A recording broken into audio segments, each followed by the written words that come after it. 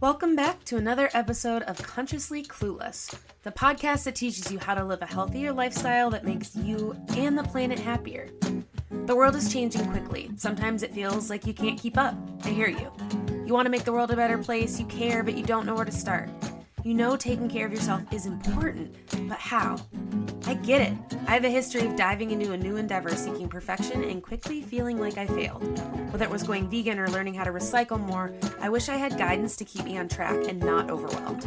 I can't lie, the world needs your help. But it doesn't need you to be perfect. This podcast is here to help. Here we go.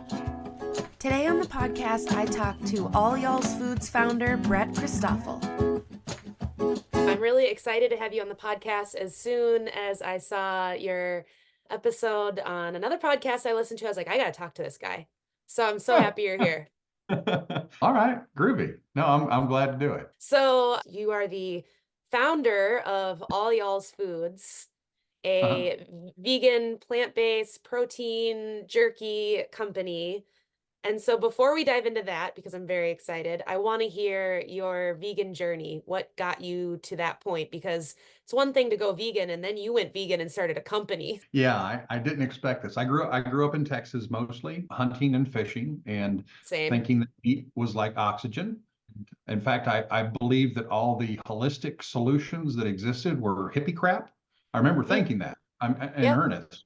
And first time I heard of Meatless Monday, I was in the country and I was driving and I laughed out loud. And the reason I laughed out loud was I couldn't think of a meatless snack. And I thought, why would you want to have a snack without meat in it? And that's honestly how I thought. Yeah. And the very first thing at the very beginning of this journey that really started was I read two books. And one was The 1 Minute Cure and the other one was called Medical Miracle. And after I read those two books, I went, shit, I've been duped. And I realized that everything I believed at that moment about, it wasn't so much around food as it was disease, healing, genetics, and everything else, because I had it made up. There are all these diseases they're still trying to find cures for, and it turns out cures exist. No one can make money off them, so you'll never hear about them. And it's like, what? Huh? So I did some investigating. And my first experience with plants as nutrition was I had suffered from depression for nearly a decade. Now, what was my diet? It was fast food, processed food, meat, dairy, eggs, and Diet Coke. That was pretty much my diet, believe it or not. And I lived, but I was miserable. And someone pointed out, said, look, our brains are over half fat. And if all we're ingesting is garbage, the brain can't like magically make itself well if you're not putting in the inputs that help it be well. I was like, all right. He said, look, you can reverse or eliminate. Now, I'm not a medical doctor, but he said you can reverse or eliminate bipolar disorder, depression, and ADD by nourishing your brain with omega-3s, in this case, in the form of fresh ground flax seeds. He said, in 6 months, if you'll ingest this 2 tablespoons a day, you can reverse these. Does it happen always every time? No, but most of the time, yep. So I did. And in 4 months, I was off all medication. That's been well over a decade ago. So I thought I'd learn more. And I attended the Institute for Integrative Nutrition and to get my board certification as an integrative health coach. And I had a study buddy.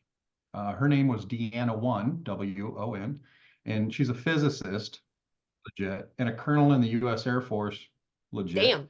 The only person I met who was in hospice care who's alive today. She had stage 4 ovarian cancer, was given 4 weeks to live. 2 weeks in, the pain was so great, they were about to up her morphine. She knew that was her exit, essentially. And out of nowhere, she recalled something her grandfather had shared with her as a child. She's of Chinese descent, about the healing properties of some mushrooms. So she began a regimen of ingesting these mushrooms along with a modified Gerson protocol. And it's, I don't know, 12 years later, and she's showing women how to heal. Wow. Our bodies were made to heal. If you cut it, what does it do? It heals. You don't poison it when it's sick. You figure out how to heal. There's a whole story there on medicine and what was taken from us 100 years ago. Anyway, I met her and I knew that I had to write a book. I interviewed 9 other people. I published a book, Nutritional Truths. It's a long story. I asked, that's why you're here. Please keep going. In it, I had interviewed these people that use alternative methods to heal their bodies. And so I wanted to publish it. And in my book, I even said, look, I'm not telling anyone what to do. I'm nobody special. I'm just a dude, but at least know the truth.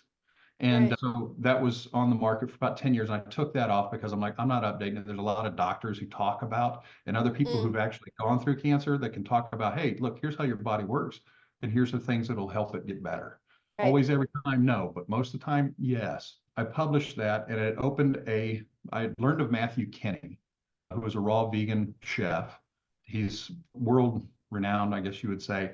But I realized that the body could survive well on raw vegan food. And it was Mm-hmm. like, that's so weird. So I opened a raw organic vegan juice and smoothie bar. Still ate meat and dairy all day long. I've always had an odd relationship with food, still do, but it's getting better. But I learned how to use a dehydrator, got really good at that. At about that time, in fact, it was February 10th, 2016. My wife had gotten us tickets to the zoo. Don't hate. In the book, I had talked about the rhino, the gorilla, and the elephant because you're talking about amazingly powerful creatures, and they don't eat burgers and Chick-fil-A. They eat plants. And if you look at an elephant biologically from hole to hole, we're exactly the same. A bit bigger, a bit different, yes, but essentially the same. And it's, huh. So on the trip to the zoo that day, I saw the rhino. I teared up, cried. Saw the gorilla, the same. By the time I got to the elephants, I was watching the elephants, and there was a white tiger I was watching. And it hit me. It's like someone flipped a switch or raised the curtains, and it was like all animals are present and aware, and they don't want to die. And we kill 100,000 animals every minute of every day for protein, when all the protein we've ever needed is in the plants they eat. That's a really silly middle critter. So Yeah. anyhow, in an instant, I turned to my wife. I said, I'm done eating animals. And that'll be 8 years ago next month. And my protein level's still right in the middle. And I don't juice big things of protein shakes, or I just eat plants, and it works. But so on that visit, that started my shift in diet. And Interesting. It's interesting that you had that nutritional information and you were like, I'm into this, I'm learning, I'm starting here. And then there was this mhm, connection to animals that seemed like it really drove the point home for you. yeah, I was definitely animal, because as a kid, every time I had a chance to interact with animals, I loved them. And to this Same. day, I feel very connected to them, because I'm like, I'm not supporting brutality and killing and atrocities that are just barbaric as can be. And it's, y'all, please wake up. Mm. It's so that started that. And then I read that beef is our second largest export in Texas. I'm a native Texan, next to cotton. And I was like, I love a cow, I love a dog. That doesn't sit well with me. I'm like, what? And I said out loud, are you going to bitch about it, or are you going to change it? And I was like, I'm going to change it. So I'm like, okay, I Mm. want this to be a very Texas brand. And so that's how I started that. And on my journey and making it, I went vegan. And so that's been nearly 6 years ago. So Wow. that's my journey. Thank you so much for sharing. And there's so many things I want to touch on, but what jumps out to me and what I really appreciate is your candidness.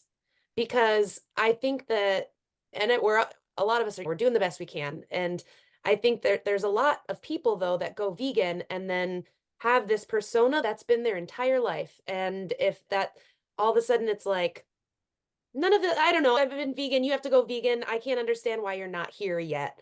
Forgetting all the time it took for us to get there. And you're so can't, you're Right. like, I was driving and I thought Meatless Monday was silly.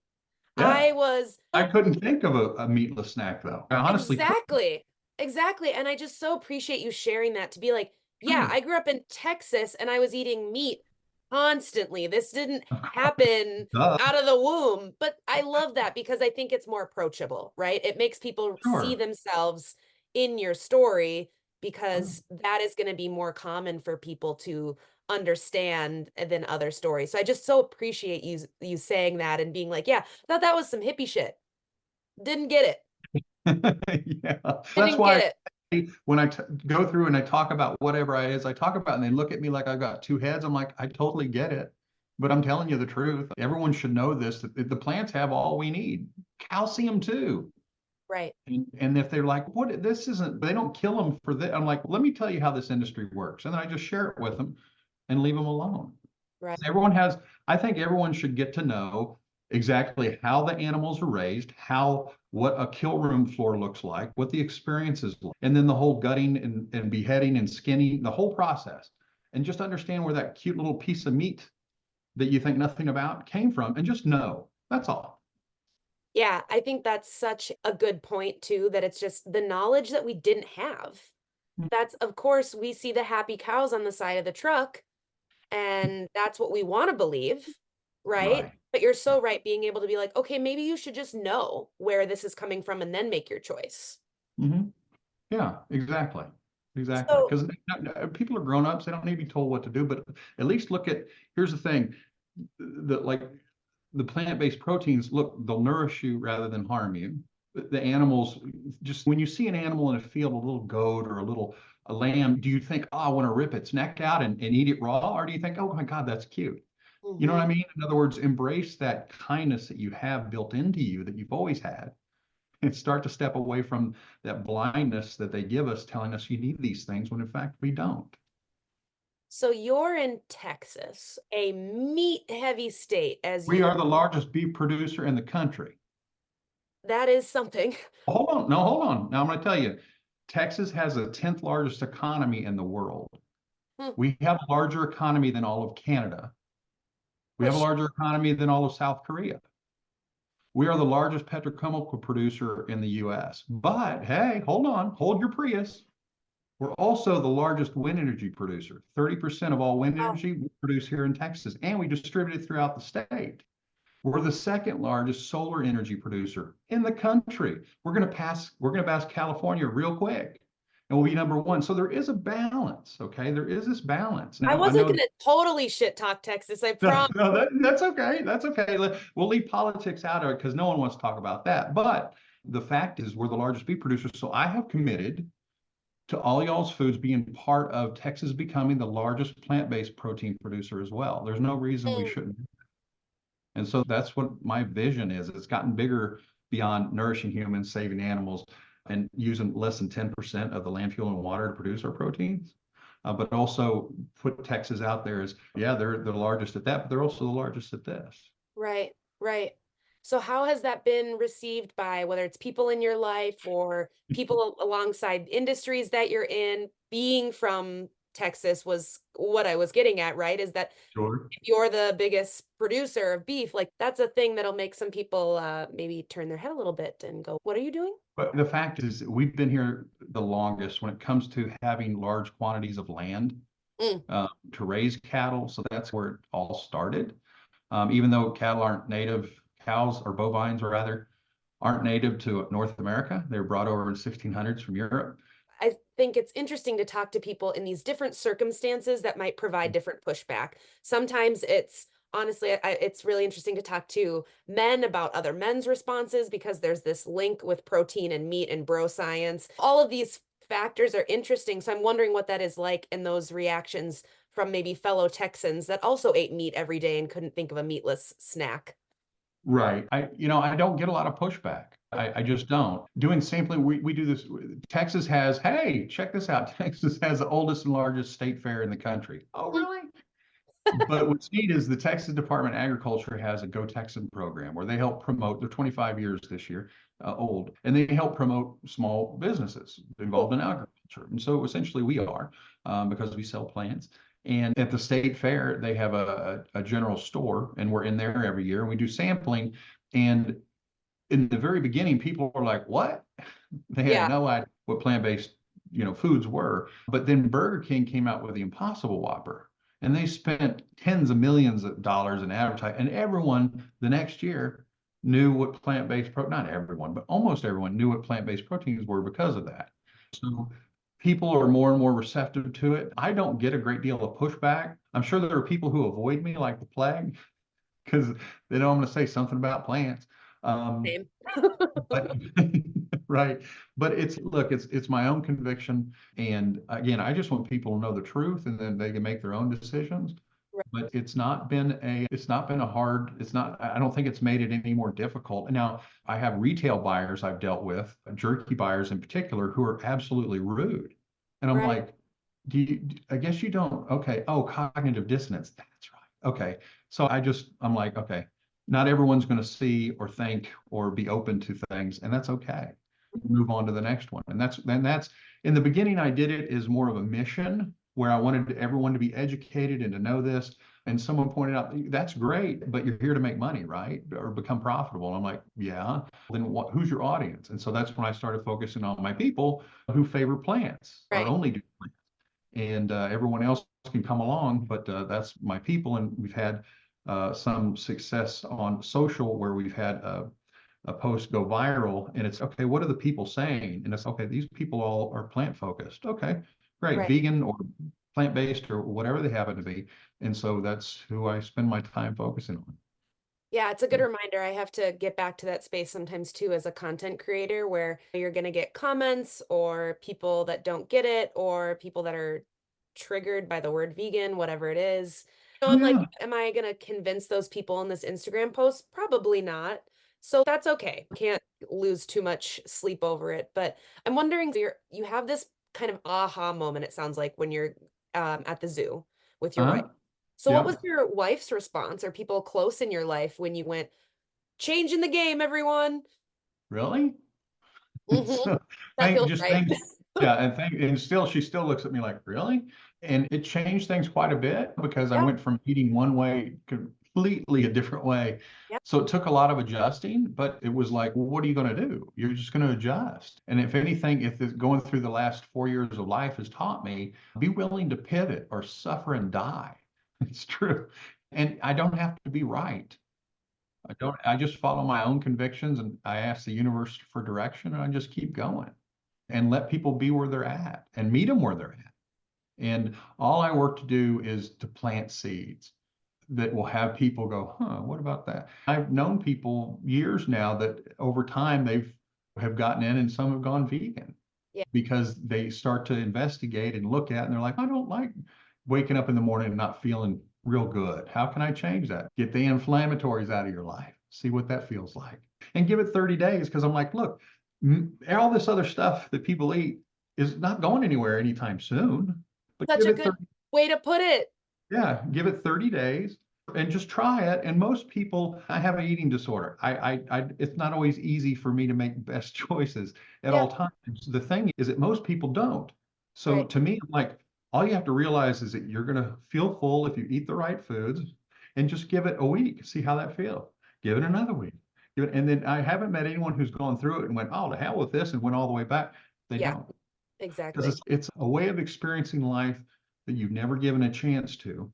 And a friend of mine, Tracy, recently went vegan, and I told her, I said, look, I said, I think you're going to notice a big difference between your connection to the world because what happens is you're not taking in that energy.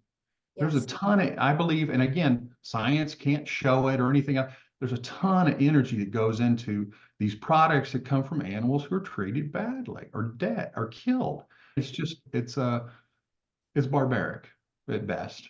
And when you remove that, you're going to notice. Yeah. When you're not ingesting any of that stuff, you're Mhm. going to notice a difference. And then within 30 days, you're probably going to go, man, I really feel connected to everything.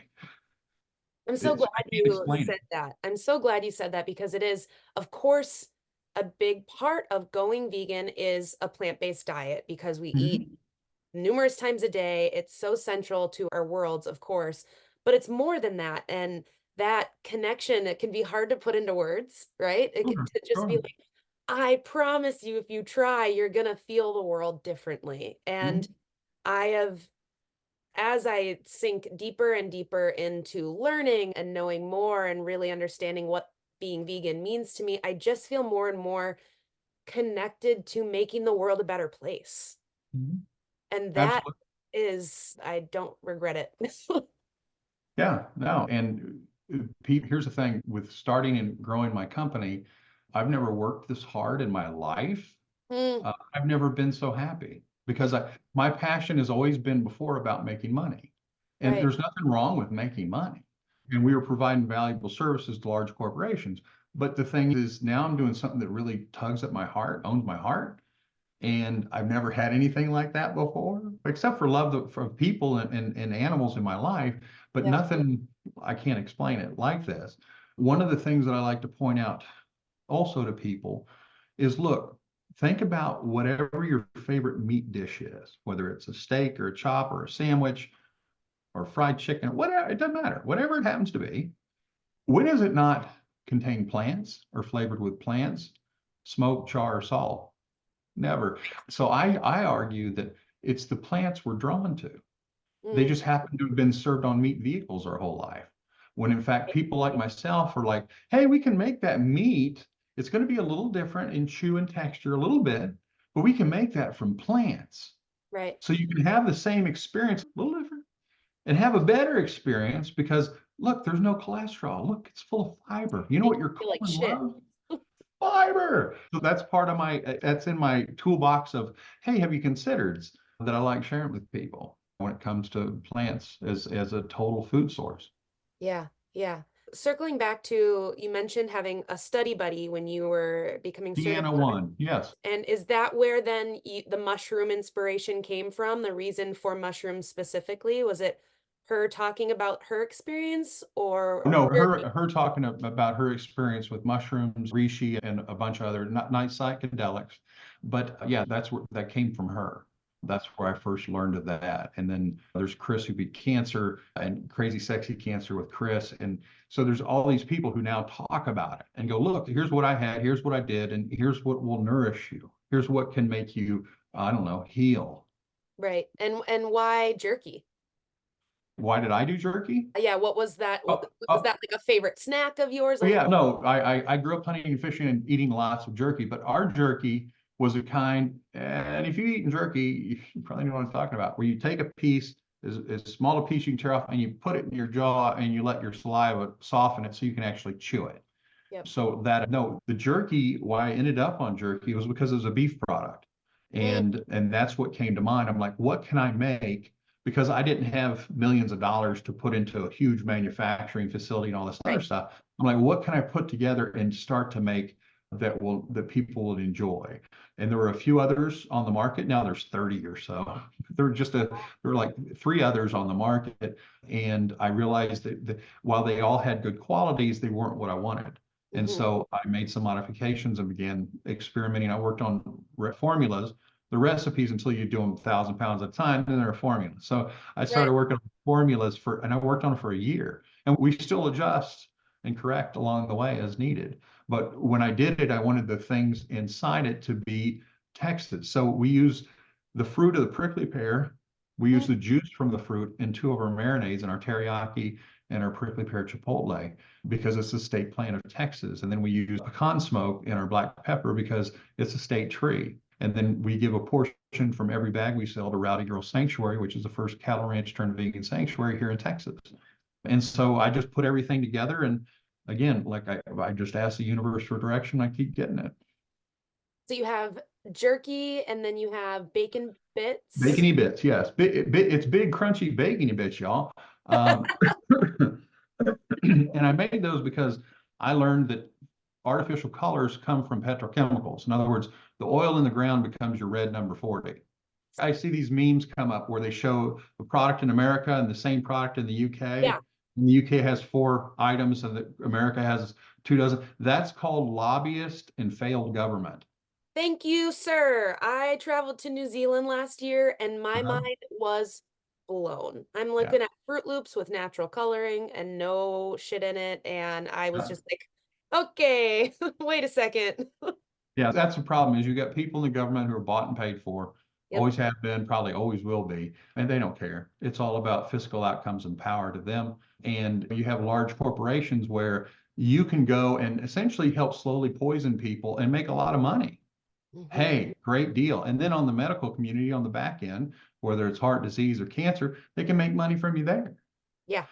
And people talk about why do so many vegan companies go out of business? If you look at the ingredients in our products, and I'll get to the bacony bits, we use quality ingredients and they're not cheap.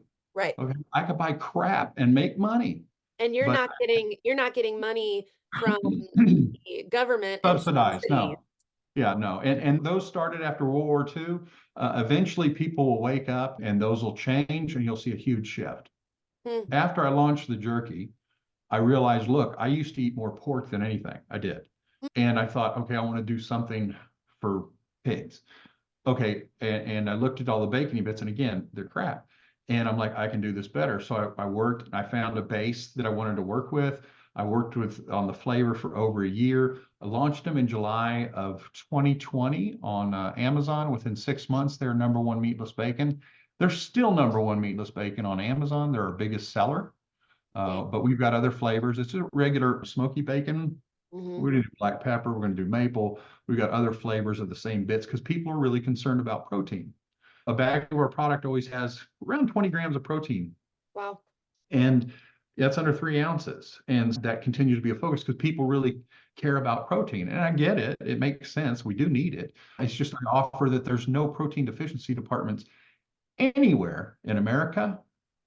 There are, okay, so from plants, protein deficiency, not an issue. But then you look at the largest contributor to heart disease, cancer, and diabetes, and they're thriving because of animal protein. Yep. Now, there's only like 900 peer-reviewed studies. I got those from Michael Greger, Dr. Michael Greger, to back that up. So I'm not making stuff up. So there you go.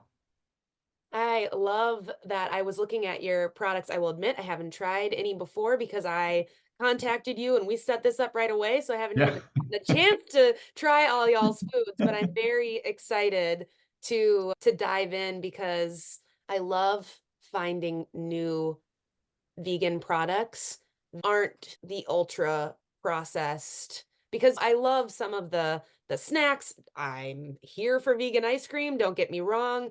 I love that there are options, especially options that help people transition. Like Well, you sure. go get that Impossible, impossible. beyond. Yes. Exactly. But what about mushrooms? And what about making a tasty snack like Amazing. that? And I'm Hmm. so excited to try because I've had Cool. some that I like and I've had some that I don't Mhm. like.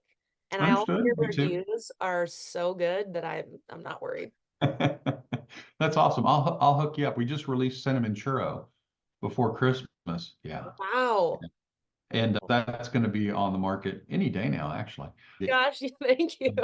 I'm so excited. Yeah, of course. It's stuff like this too that's fun to share with other people. Just Yeah. sharing and not being like, go vegan, here's jerky, but just being like, hey, want to try this? And someone goes, what is that? That's my favorite Mhm. too. That's the classic vegan. You make a vegan meal and then you just sit and watch them and wait for them to compliment so you can go, guess what?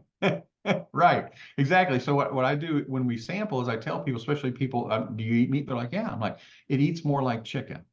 So Mm, don't expect you're getting hard jerky. And big companies have come out with plant-based jerky that wasn't good. I'm like, agreed. why did y'all do that? Yeah.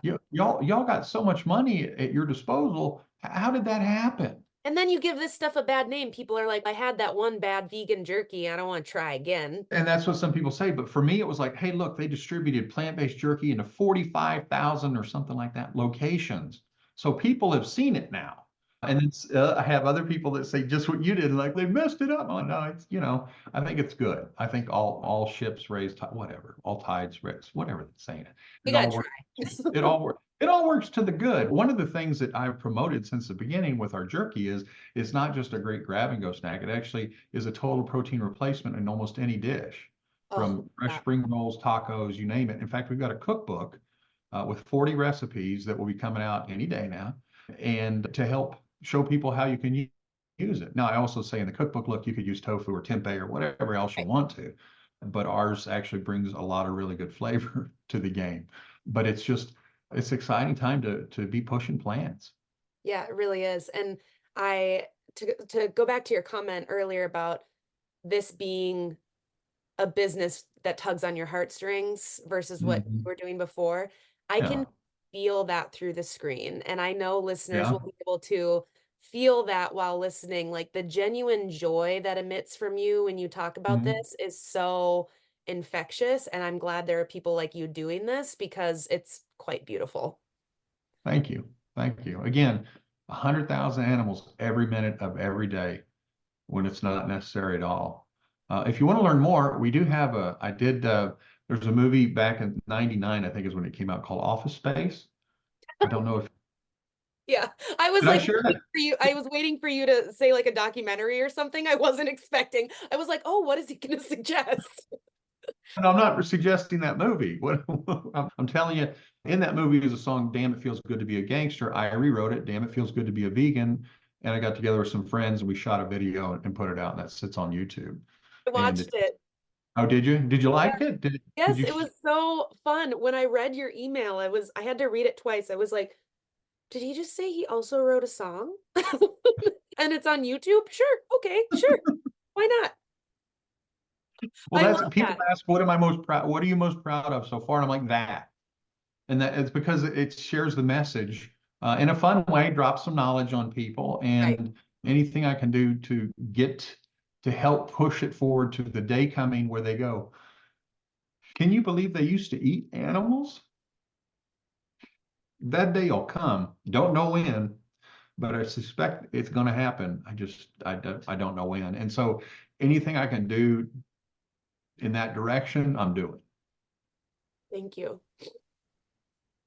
Ooh, you got me a little bit there. Uh, Sorry. no, I've never, it's a first. don't be. It's because it's real. Your energy is so beautiful. And you also are obviously engaged in the reality of what's going on. Sure. Clearly, that's why you're here. So, how do you stay hopeful? How do you stay hopeful about the future and what's going on with that I, reality?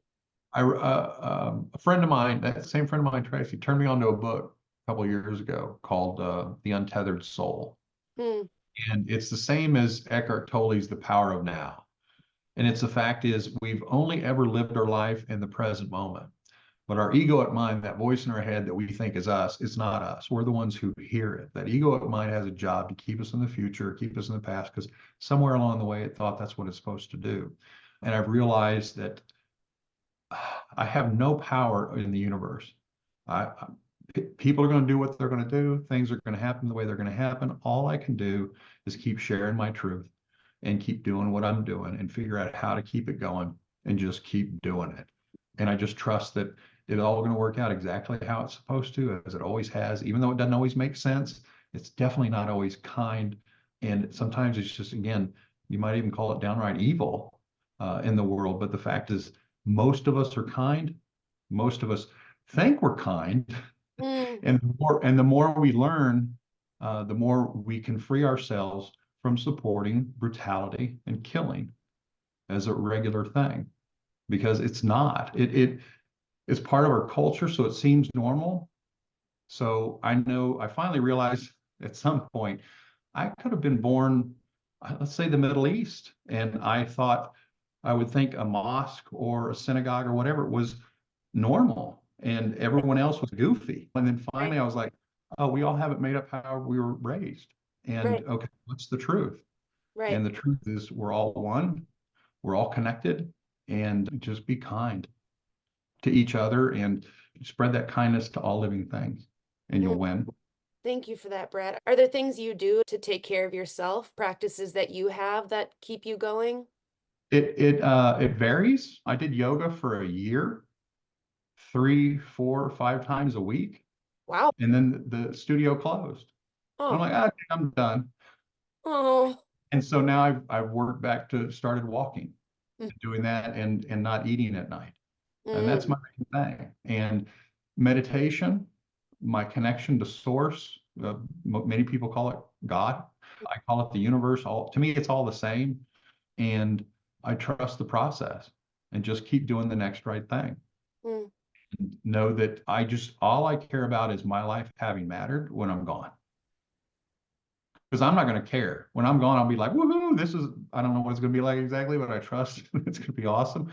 And for now, I just want to do the most I can, because I'm constantly aware of what's going on behind closed doors, behind those walls across the world, to those animals who don't deserve it. And here's the thing that a lot of people don't get. Now, chickens are a little different, but pigs and cows, if you raise them from a youngin, they'll be just like a dog. They'll behave just like a pet.